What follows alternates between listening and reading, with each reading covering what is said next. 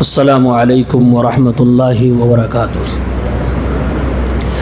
الحمد للہ رب العالمین والعاقبۃ للمتقین والصلاة والسلام علی رسولہ الامین محمد وعلی آلہ وصحبہ اجمعین، واشہد ان لا الہ الا اللہ وحدہ لا شریک لہ، واشہد ان محمدا عبدہ ورسولہ، اما بعد۔ محترم مصلیان اسلامی بھائیوں، سیرت النبی صلی اللہ علیہ وسلم کے درخشاں پہلو، آج یہ 21واں درس ہے۔ اس سے پہلے ہم اور آپ جان چکے کہ اسلام کی پہلی معرکۃ الآراء جنگ ہوئی غزوہ بدر، جس میں مسلمانوں کو بہترین جیت حاصل ہوئی۔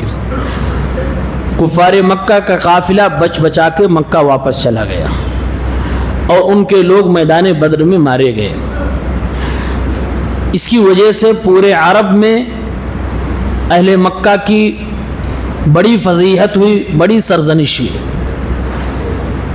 تو وہ قافلہ جو بچ کے آیا تھا، اس میں جتنا پروفٹ اور منافع ہوا تھا، کفار مکہ نے اس کو وقف کر دیا، کہا یہ سارے مال کو خرچ کیا جائے تیاری کرنے میں، اور مکمل تیاری کے ساتھ مدینہ پہ حملہ آور ہوں گے، مسلمانوں سے اپنا بدلہ لیں گے۔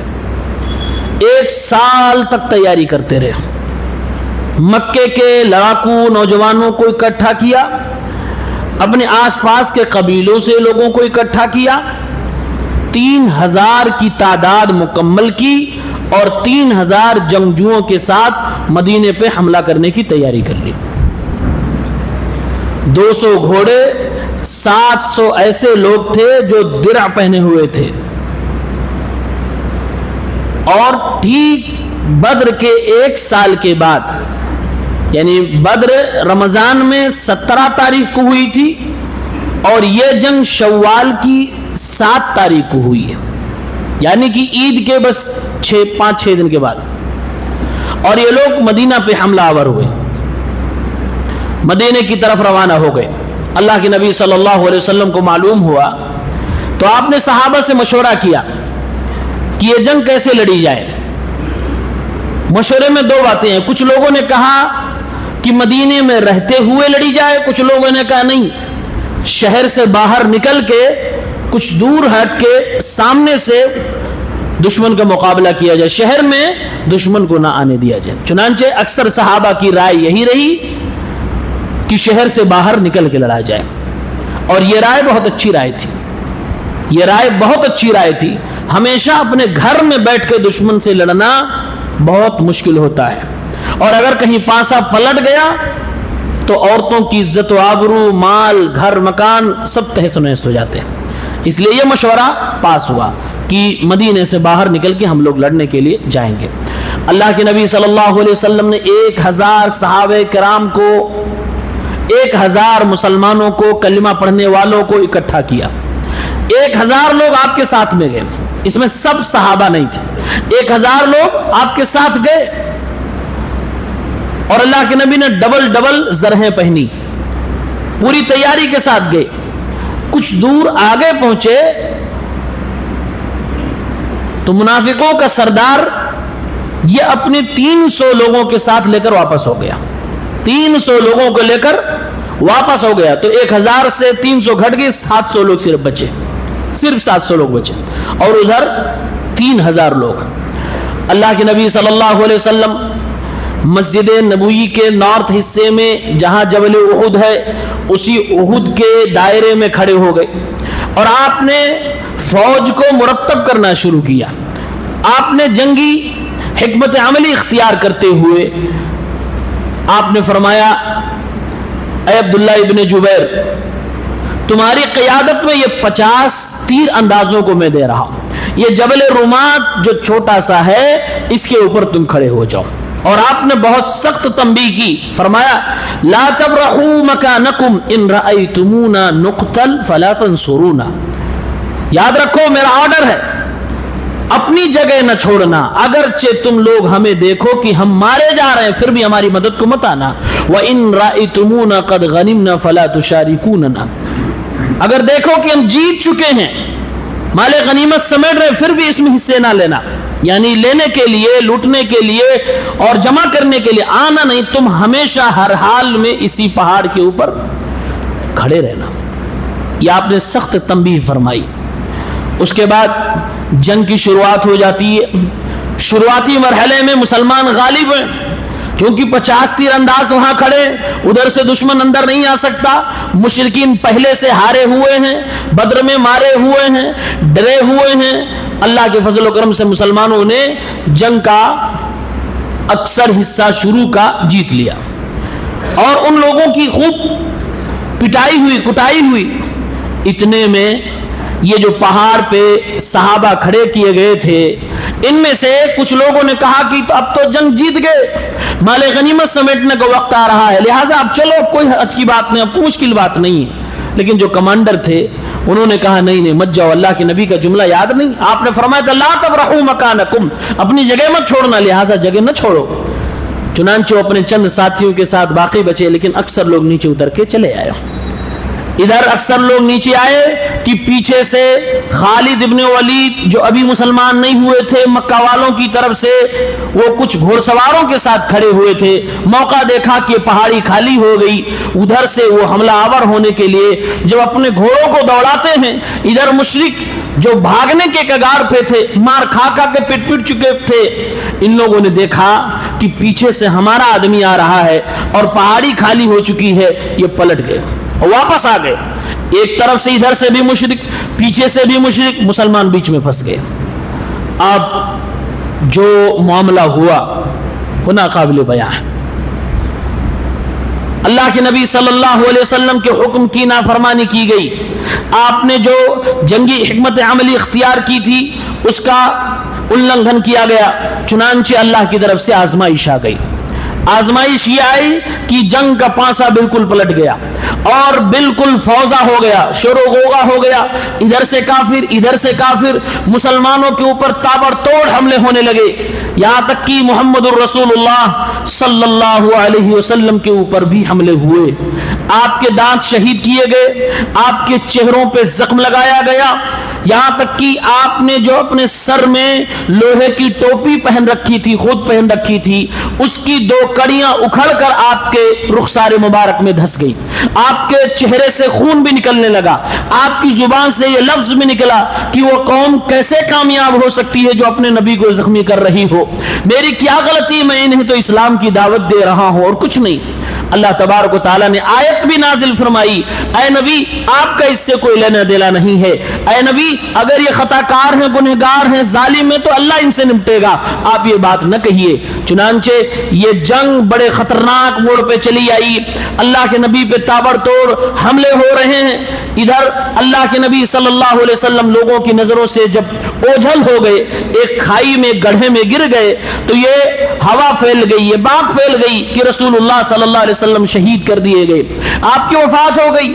چنانچہ اللہ تعالیٰ قرآن کریم سورہ ال عمران کی ایک آیت میں کہتا ہے وَمَا مُحَمَّدٌ إِلَّا رَسُولٌ قَدْ خَلَتْ مِن قَبْلِهِ الرُّسُلُ أَفَإِن مَّاتَ أَوْ قُتِلَ انقلبتم عَلَىٰ أَعْقَابِكُمْ۔ اللہ نے فرمایا یہ محمد ایک رسول ہے صلی اللہ علیہ وسلم، یہ اللہ کے بندوں میں سے ایک بندے ہیں، رسولوں میں سے ایک رسول ہے، بہت افضل رسول ہے، لیکن ہاں اگر وفات ہو جائے یا شہید ہو جائے تو کیا تم اسلام چھوڑ دو گے؟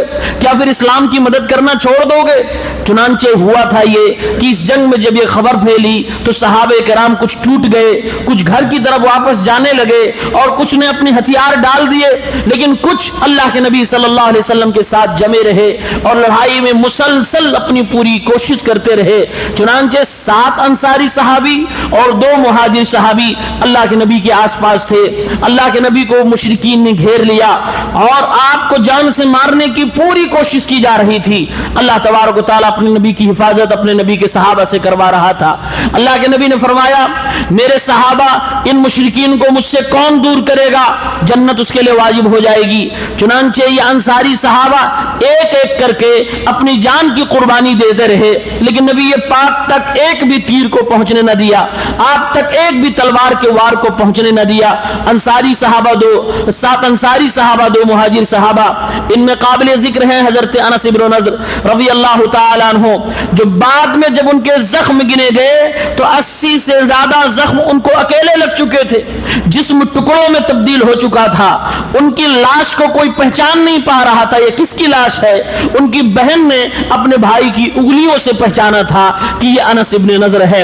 چنانچہ ابو طلحہ الانصاری رضی اللہ تعالیٰ عنہ یہ بھی اللہ کے نبی کی حفاظت کر رہے ہیں، جان پر کھیل کے اللہ کے نبی کے سامنے آ رہے ہیں۔ کوئی کہہ رہا ہے نہری دون نہری، اے اللہ کے نبی میرے ماں باپ آپ پہ قربان ہو، آپ مشرکین کی طرف نہ دیکھیے، کہیں ایسا نہ کوئی تیر آپ کو لگ جائے۔ یا رسول اللہ میرا سینہ ہوگا، میرا سینہ جب تک زندہ ہے باقی ہے، آپ تک کوئی تیر پہنچنے نہیں پائے گا۔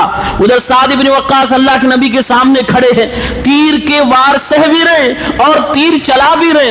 یہی اکلوتے وہ صحابی ہیں جن کے بارے میں ہمارے نبی نے فرمایا اے سعد یہ تیر لو اور چلاؤ، مشرکین کو مجھ سے دور کرو، میرے ماں باپ تم پہ قربان ہو۔ اللہ کے نبی نے اپنے ماں باپ کا حوالہ قربان ہونے کا سوائے سعد بن وقاص کے کسی اور کے لیے نہیں کہا تھا۔ آپ نے فرمایا سعد بن وقاص یہ لو تیر چلاؤ، میرا دفاع کرو، جنت تمہارے لیے واجب ہو جائے گی۔ سعد بن وقاص ہیں، ابو طلحہ ہیں، انس بن نضر ہیں، ابو دجانہ ہیں، یہ انصاری صحابہ ٹوٹ پڑے اور اللہ کے نبی صلی اللہ علیہ وسلم کی حفاظت کی، آپ تک ایک بھی تیر کو پہنچنے نہ دیا۔ 80 سے زیادہ جسم میں زخم لگے، زخمی ہوئے، خون بہے، گرے، بے ہوش ہوئے، موت آئی، شہادت ہوئی، لیکن آخری دم تک رسول اللہ کا ساتھ نہ چھوڑا، یہاں تک کہ اللہ کے نبی صلی اللہ علیہ وسلم کی حفاظت ہو گئی اور آپ کے دندان مبارک شہید ہوئے، آپ کے چہرے پہ زخم لگا، لیکن آپ کی وفات نہیں ہو پائی اور مشرکین کامیاب نہیں ہو پائے آپ صلی اللہ علیہ وسلم کو مارنے میں۔ اللہ کے نبی ثابت قدم رہے، آپ کے ساتھ ابو بکر رہے، عمر رہے، حضرت علی رہے اور دیگر صحابہ کرام ڈٹ کے مقابلہ کرتے ہیں۔ اخیر میں حضرت حمزہ رضی اللہ تعالیٰ عنہ کی شہادت ہوتی ہے۔ حضرت حمزہ رضی اللہ تعالیٰ عنہ کو نشانے کے ساتھ ایک شخص نے پوری تیاری سے حملہ کیا اور آپ کی وفات ہو جاتی ہے۔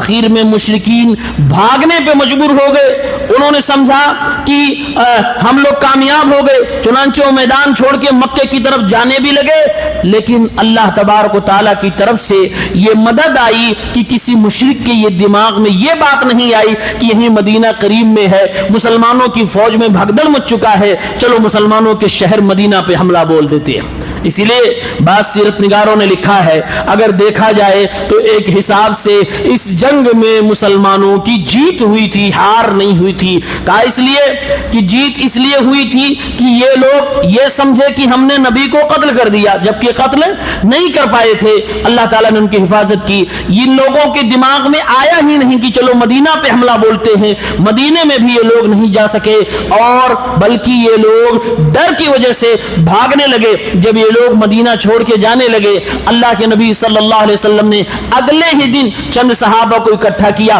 اور ہمراہ الاسد تک ان لوگوں کا پیچھا کیا، یعنی مدینے سے ان کو دوڑایا گیا، بھگایا گیا، یعنی کہ اخیر میں لوگ بھاگتے ہوئے مکہ کی طرف گئے ہیں۔ اس لیے بعض سیرت نگاروں نے لکھا ہے کہ اخیر میں جنگ احد مسلمانوں کے حق میں ہوئی، یعنی مسلمان فتح ہوا ہوئے، لیکن بیچ میں وہ جو حملے ہوئے وہ شکست کا مرحلہ تھا، اسی لیے اس میں 70 صحابہ کرام شہید کیے گئے، 70 صحابہ کرام شہید کیے گئے۔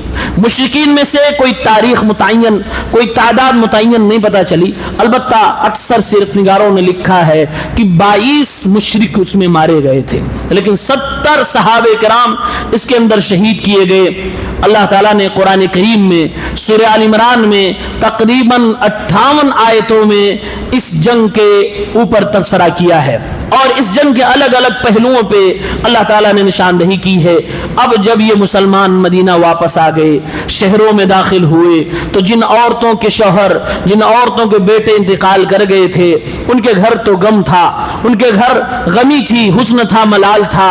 چنانچہ منافقین کو موقع مل گیا کہ دیکھو یہ اگر یہ سچے نبی ہوتے تو ان کے لوگ نہ مارے جاتے، اگر سچے نبی ہوتے تو ان پہ حملے نہ کیے جاتے۔ اس طرح کی باتیں منافقین मुनाफिकीन करने लगे तो अल्लाह तबारक व तआला ने मुसलमानों को बशारत देते हुए, तसल्ली देते हुए फरमाया, सबसे पहला पैगाम यह है कि जिन मुसलमानों की गलती की वजह से इस जंग का पासा पलटा था, वो जो पहाड़ से उतर आए थे, जिनकी खता हो गई थी, अल्लाह ताला ने सबको मुआफ फरमा दिया। अल्लाह ने सबको मुआफ फरमा दिया। आप अंदाजा करें, सहाबा से वो जो पहाड़ पे तीरंदाज बना के खड़े किए गए, उन्होंने बहुत बड़ी गलती की।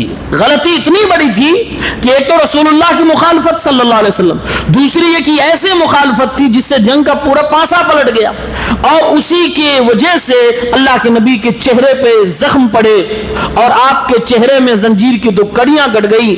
तो ये इतना बड़ा नुकसान जो हुआ, इतने बड़े नुकसान के बाद, इतनी बड़ी गलती के बाद अल्लाह तबारक व तआला सहाबा को माफ फरमा रहा है। अंदाजा करिए सहाबा का मकाम और मर्तबा क्या है। जब अल्लाह ने उन्हें माफ कर दिया, अब हमारा कोई हक नहीं है कि उनको हम कुछ कह सकें, हमारा कोई हक नहीं बनता कि हम उन्हें कुछ गलती सरजद कर सके। फिर अल्लाह तबारक व तआला ने उनको माफ करने के बाद अल्लाह ने मुसलमानों को तसल्ली देते हुए फरमाया, और अल्लाह ने कहा, यमसस्कुम करहुन फकद मस्सल कौम करह, आए मुसलमानों, अगर तुम्हें जख्म लगे हैं, अगर तुम्हें तकलीफ पहुंची है, तुम्हारे लोग शहीद हुए हैं, तो इससे पहले मैदान बद्र में उनके लोग भी बहुत ज्यादा मारे गए, तुम लोग जख्मी हुए तो वो लोग भी जख्मी हुए हैं। वतिलकल अय्याम नुदाविलुहा बैनन नास, और ये जमीन पर इंसानों को मैंने बनाया, मुसलमान और काफिर, मैं लोगों के दरमियान दिनों को बदलता रहता हूँ। ये तो जंग है, आज वो जीतेगा, कल वो जीतेगा, ये दुनिया की जंग है, ये दुनिया की चीजें हैं। अल्लाह ताला ने वादा फरमाया था कि जब तुम साबित कदम रहोगे, सब्र करोगे, तकवा इख्तियार करोगे, तो मेरी तरफ से मदद जाएगी। इसलिए मुफस्सिरीन ने कहा, इस जंग में अल्लाह ताला ने बद्र की तरह फरिश्तों को इसलिए नहीं उतारा क्योंकि चंद सहाबे किराम से अल्लाह के रसूल की मुखालफत हो गई थी, सब्र नहीं कर पाए थे, अपनी बात पर, नबी की बात पर साबित कदम नहीं हो पाए, इसलिए अल्लाह ताला ने फरिश्तों की मदद नहीं उतारी। हाँ, अलबत्ता अल्लाह ताला ने अपने नबी की हिफाजत जरूर फरमा ली। अल्लाह ने फरमाया, जंग का मामला है, आज कल, आज तुम्हारी तो कल उसकी, ये होता रहेगा। और फिर अल्लाह ने 4 मकसद बतलाए कि इस जंग में जो कुछ हुआ है इसके पीछे क्या राज। अच्छा, इस जंग से पहले अल्लाह के नबी को ख्वाब दिखाया गया था, ख्वाब में आपको इशारा मिल चुका था कि मामला कुछ इसमें उल्टा होने वाला है, और आपने उसकी तफसीर भी की थी कि हमारे सहाबा का नुकसान होगा। अल्लाह ताला ने फरमाया कि अल्लाह ने ऐसा क्यों किया, जंग में, जंग उहुद में मुसलमानों को शिकस्त क्यों हुई, वलियअलमल्लाहु अल्लज़ीना आमनू, अल्लाह ताला ईमान वालों को जानना चाहता था। मुनाफिकीन 300 तादाद में अलग हुए ना, ये जंग में अगर हार ना होती, हर बार अगर मुसलमान जीते, जैसे बदर में जीते, कभी कोई मुनाफिक का पता ही नहीं चलता। मुश्किल के वक्त में ही मुनाफिक बाहर आते हैं। लिहाजा अल्लाह ने फरमाया, लियअलमल्लाहु अल्लज़ीना आमनू, तुम्हारे दरमियान जो मुनाफिक तुम्हारे शामिल में साथ रहा करते थे, उनको हम अलग करना चाहते थे, खालिस मुसलमानों को इकट्ठा करना चाहते थे। एक मकसद, वयत्तखिज़ मिनकुम शुहदा, और ये मुसलमानों, शहादत इतना बड़ा रुतबा है, हम ये भी चाहते थे कि तुम में से कुछ शहादत के रुतबे को पाए। 70 मुसलमान शहीद हुए। एक मकसद ये भी था। नंबर 3, वलयुमहिसल्लाहु अल्लज़ीना आमनू, और अल्लाह रब्बुल आलमीन मुसलमानों को अलग करना चाहता था, अल्लाह ताला जांचना चाहता था, मुनाफिकीन से अलग करके, कुफार से अलग करके, और मुसलमानों की जो थोड़ी गलती हो गई थी, उस गलती से अल्लाह तंबीह करना चाहता था। मुसलमानों देखो, बद्र में तुम कैसे कम थे और जीते थे, अभी तो उससे ज्यादा तुम थे, फिर भी जीतते, लेकिन तुमने अपनी नबी की एक बात ना मानी तो क्या मामला हो गया। गोया नबी की बातों की अहमियत बताने के लिए रब्बुल आलमीन ने इस जंग में एक नमूना पेश करवा दिया कि अगर अपने नबी की बात तुम नहीं मानोगे, नाफरमानी करोगे, तो देख लो जंग भी हार जाओगे। आखिरत में जो नुकसान होने वाला है, होता है नबी की मुखालफत से, वो होगा, लेकिन दुनिया में भी अपनी आंखों से देखो कैसा नुकसान हो रहा है। तो अल्लाह ताला ये जांचना चाहता था और ये हमें इंसानों को बताना चाहता था। नंबर 4, वयमहक़ल काफिरीन, और अल्लाह ताला काफिरों को मारना चाहता था, इसलिए ऐसा हुआ। سوال یہ ہے اس میں تو مسلمان زیادہ شہید ہوئے. مفسرین نے، امام راضی وغیرہ نے لکھا ہے، دوسرے مفسرین نے لکھا ہے کہ یہ مشرک جیت گئے، ان کو لگا کہ ہم نے مسلمانوں کو مارا، اچھا مارا، گئے، اب یہ غرور میں آ گئے، اب یہ پوری تیاری کے ساتھ اگلی بار آئیں گے، مسلمانوں اگلی بار تمہاری مدد کی جائے گی، اور یہ جب زیادہ تعداد میں آئیں گے پھر ان کو مارا جائے گا، پھر ان کو صفحہ ہستی سے مٹایا جائے گا. چنانچہ غزوہ احزاب میں 10,000 کی تعداد میں لوگ آئے تھے، اور یہ آخری وہ جنگ تھی جو کفار مکہ کی طرف سے حملہ کی گئی تھی. اس کے بعد یہ لوگ حملہ کرنے کی ہمت نہیں کر پائے. انشاءاللہ کل اس کو دیکھیں گے. تو یہ غزوہ احد ہے. سن 3 ہجری مکمل ہوا. اس کے بعد سن 4 ہجری کی شروعات ہوتی ہے. سن 4 ہجری میں 2 واقعات بڑے دردناک ہوئے اور دھوکہ دیا گیا مسلمانوں کا. صحیح بخاری کی کئی احادیث میں موجود ہے کہ بعض قبیلے کے لوگ اللہ کے نبی صلی اللہ علیہ وسلم کے پاس آئے اور کہا ہمیں کچھ استاذ معلم دے دیجئے، ہم اپنے قوم کے لوگوں کو اسلام کی تعلیم دینا چاہتے ہیں، آپ اپنی طرف سے ہمیں معلم بھیج دیجیے. اللہ کے نبی نے تقریباً 10 صحابہ کرام کو ان کے ساتھ میں بھیج دیا، اور حضرت عاصم ابن ثابت کو رضی اللہ تعالیٰ عنہ کو اللہ کے نبی نے ان کا امیر بنا دیا. یہ لوگ لے کر گئے ان کو، اور ایک مقام رجیع پہ جب پہنچے تو ان لوگوں نے غداری کر دی، اور پاس کے ایک قبیلہ بنو لحیان ان لوگوں کو بلا لیا، اور بنو لحیان جو پہلے سے مسلمانوں کے دشمن تھے ان کو بلا کر ان 10 صحابہ کرام کو قیدی بنا لیا گیا، محاصرہ کر لیا گیا. 200 لوگوں نے آ کر اللہ کے نبی کے 10 صحابہ کو گھیر لیا. غداری ہو گئی، اور ان لوگوں نے دیکھا یہ 10 مسلمان ہیں، ان کو مارنا بہتر نہیں ہے، ان کو لے چلو مکے والوں کے ہاتھ بیچ دو. مکے والے بدر میں مارے گئے، وہ ابھی بھی بالکل غصے سے بھرے ہوئے، لہذا کہا کہ ہم تمہیں امان دیں گے، تمہیں سرکشا دیں گے، تم لوگ سرنڈر بول دو. جو ان کے امیر تھے عاصم ابن ثابت رضی اللہ تعالیٰ بولے نہیں، کسی کافر کے امان پہ مجھے بھروسہ نہیں، میں امان نہیں دے سکتا، میں سرنڈر نہیں کر سکتا. لہذا لڑنے لگے، لڑائی ہوئی، ادھر 10 ادھر 7 ادھر 200. 7 صحابہ کرام امیر جماعت کے ساتھ شہید ہو گئے، لیکن کافر کی امان کو قبول نہیں کیا. اب اس میں صرف 3 بچے، حضرت خبیب، حضرت زید بن دفنہ اور ایک اور صحابی. اب یہ 3 صحابہ بچے، ان لوگوں نے ہتھیار ڈال دیا اور ان کے اوپر بھروسہ کر لیا. ان لوگوں نے انہیں امان دیا، اور امان دینے کے بعد جیسے ہی ان لوگوں نے ہتھیار رکھا ان لوگوں کو قید میں رسیوں سے باندھنے لگے. ایک صحابی بولے دیکھو یہ دوسری غداری ہے، پہلے غداری ہو، دوسری غداری ہے، بول رہے تھے امان دوں گا، ابھی رسی سے باندھ رہے ہیں. چنانچہ لڑنے لگے، ان کو راستے میں مار دیا گیا. اب 2 بچے، خبیب اور حضرت زید، ان دونوں کو یہ لوگ باندھ کر رسیوں میں مکہ لے کر گئے، اور مکے میں تلاشا کہ بدر میں ان لوگوں نے کس کو مارا تھا، انہی کے گھر والوں سے ان کو بیچ دیا. چنانچہ حضرت خبیب کو بیچ دیا گیا، حضرت زید کو بیچ دیا گیا. خبیب کو قیدی بنا کے رکھا گیا رضی اللہ تعالیٰ عنہ. اللہ تبارک و تعالیٰ کی طرف سے ان کے بہت سارے کرامات وہاں ہوئے. صحیح بخاری کی روایت ہے مکے میں اس وقت انگور نہیں تھا، حضرت خبیب انگور کے گچھے کھا رہے ہوتے تھے. حضرت خبیب رضی اللہ تعالیٰ عنہ بڑے وفادار انسان تھے. ظالموں کا بچہ ان کے قبضے میں آیا، ہاتھ میں ہتھیار بھی تھا، لیکن ظالم کے بچے کو، مشرک کے بچے کو نہیں مارا. یہ مسلمانوں کی وفاداری ہے کہ مسلمان بچوں پہ حملہ نہیں کرتا. چنانچہ حضرت خبیب کو سولی چڑھائی گئی، سولی پر لے گئے چڑھانے کے لیے. حضرت خبیب نے کہا مجھے ذرا مہلت دے دو، میں 2 رکعت نماز پڑھنا چاہتا ہوں، 2 رکعت نماز پڑھنا چاہتا ہوں، ذرا ٹائم دے دو. لوگوں نے کہا ٹھیک ہے پڑھ لو. 2 رکعت نماز پڑھی، ذرا جلدی پڑھی، اور پڑھنے کے بعد جب کھڑے ہوئے تو کہا لولا ان تظنوا ان ما بی جزع من الموت لزدت او لو طولتها.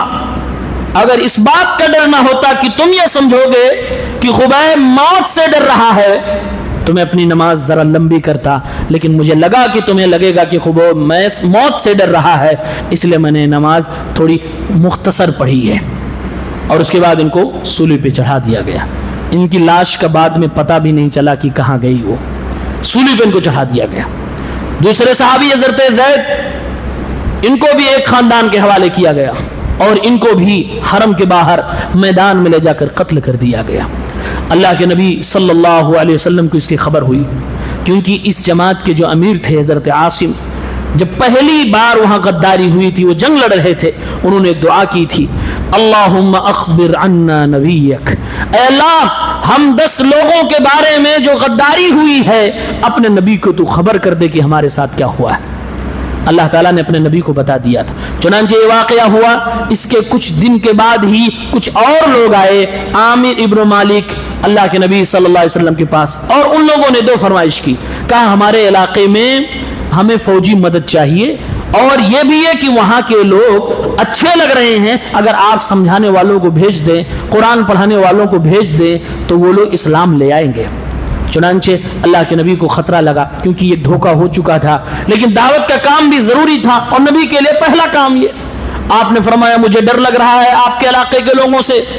وہ جو ساتھ میں آیا تھا اس نے کہا انا جار لہم، آپ ڈریے نہیں، میں ان کی مدد کروں گا، ہمارا قبیلہ ان کی مدد کرے گا۔ آپ صلی اللہ علیہ وسلم نے 70 صحابہ کرام کو بھیجا۔ یہ وہ صحابہ تھے جو گنے ہوئے چنے ہوئے تھے، جو قرآن کے قرہ تھے، قاری تھے، پڑھے لکھے تھے، رات بھر عبادت کرتے تھے، دن بھر لوگوں کو پڑھاتے تھے۔ 70 لوگوں کو اللہ کے نبی صلی اللہ علیہ وسلم نے بھیجا۔ یہ لوگ بھی جا رہے تھے تو بیر معونہ ایک جگہ پہ پہنچے تو ان کے ساتھ بھی غداری ہوئی، چنانچہ باہر کے لوگوں کو بلا کر ان کو مروایا گیا اور ان سے جنگ کی گئی۔ یہ 70 صحابہ لڑتے رہے، ایک خطرناک جنگ ہوئی، اور دوسرے قبیلے کے لوگوں نے، 2 قبیلوں کے لوگوں نے ان کے اوپر حملہ کیا، اور کئی خاندان کے لوگوں نے ان پہ حملہ کیا، اور 70 کے 70 صحابہ کو مار دیا گیا، شہید کر دیا گیا۔